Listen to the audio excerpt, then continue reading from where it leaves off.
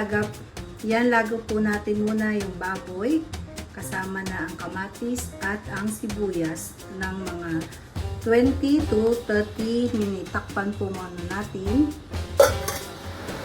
Yan po, kumukulo na po siya. After 15 minutes, pwede na po natin ilagay ang ating patatas. Tapos takpan po natin ulit siya at pakuluin ng another 5 minutes.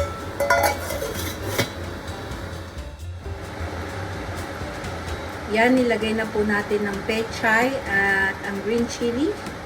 At pakuluan po natin ito ng 1 to 2 minutes. Pero kung gusto niyo naman pong mas malambot, pwede pong mas matagal. Ayan. Hintay na lang po natin yung maluto. Ayan po. Thank you po for watching.